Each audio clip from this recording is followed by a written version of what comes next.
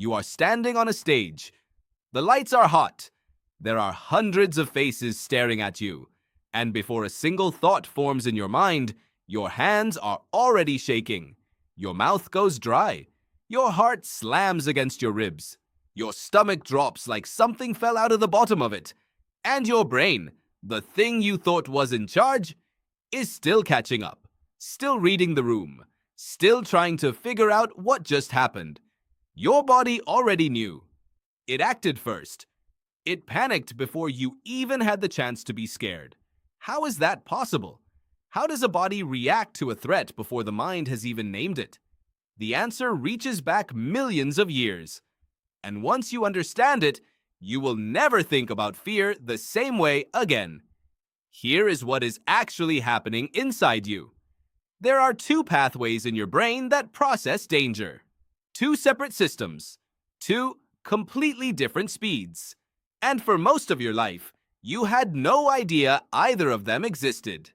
The first pathway is slow. It runs through your cortex, the wrinkled outer layer of your brain that handles complex thinking, language, logic, planning. When you process something through this pathway, you see, you analyze, you reason, you respond. It takes time, not long in human terms, but in survival terms, it can be an eternity. The second pathway is fast, brutally fast. It bypasses the cortex almost entirely. It runs a shortcut straight through a small almond-shaped structure buried deep in your brain called the amygdala. And the amygdala does not think. It does not reason. It does not weigh options. It just fires. Neuroscientist Joseph LeDoux spent decades mapping this system at New York University. He called the fast route the low road. He called the slow route the high road. And his research revealed something that should stop you in your tracks. Your amygdala can trigger a full fear response before your conscious brain has even received the signal that something is wrong. Think about that. Your body is reacting to a threat that your mind has not yet seen. LeDoux found that sensory information, the things you see and hear, gets split the moment it enters your brain. One signal goes the long way, up to the cortex where it gets examined and identified. The other signal takes a direct shortcut straight to the amygdala. The amygdala receives that second signal in roughly 12 milliseconds. The cortex gets its copy much later. The gap is small by clock standards, but biology does not wait. In that gap, your amygdala has already made a decision. It has already pulled the emergency lever. And what does that lever do? It fires a cascade of signals down through your hypothalamus, into your brainstem, through your adrenal glands. Adrenaline floods your bloodstream. Cortisol spikes. Your heart rate climbs. Blood is rerouted away from your digestive system and your prefrontal cortex and pushed into your muscles. Your pupils dilate. Your senses sharpen. Your airways widen. Your body is preparing to fight or to run before your brain has told it why. This system is not a bug in your biology. It is one of the most elegant pieces of engineering in the natural world. It kept your ancestors alive in an environment where hesitation meant death. Picture the landscape your body was built for. Open savanna, tall grass, low horizon. It is around 2 million years ago. One of your direct ancestors is crouching by a water source when something moves in the grass nearby. A ripple, a shadow, maybe a shape. It is ambiguous. It could be the wind. It could be a predator. The amygdala does not wait to find out. It triggers the panic response immediately. If it was just the wind, no harm done.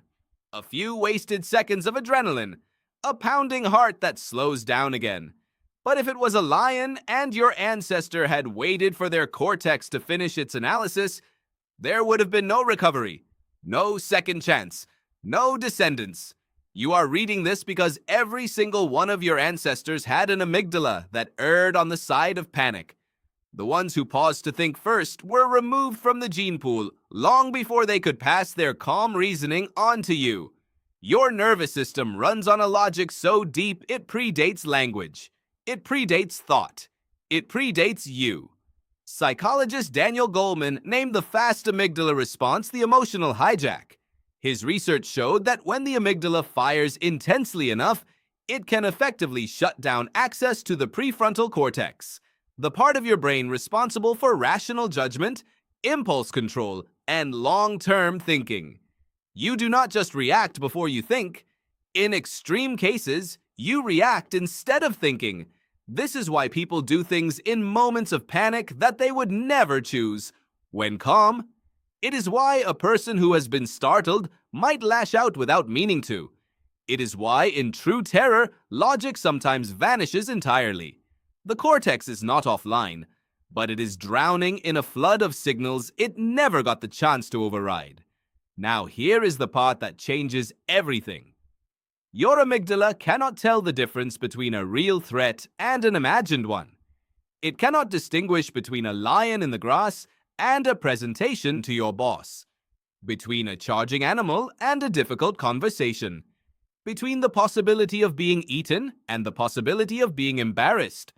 All it reads is the pattern, the elevated heart rate, the unfamiliar environment, the social pressure, the uncertainty, the faces watching you, and it responds the same way it would have responded 2 million years ago on a savanna, with adrenaline, with cortisol, with a full physiological alarm.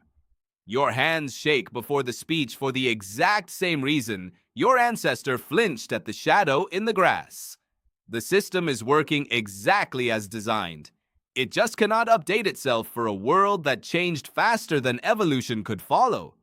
Researcher Arne Ohman at the Karolinska Institute ran a series of experiments showing that the amygdala responds to certain shapes and patterns with a speed and intensity that is out of proportion to any actual danger they currently pose.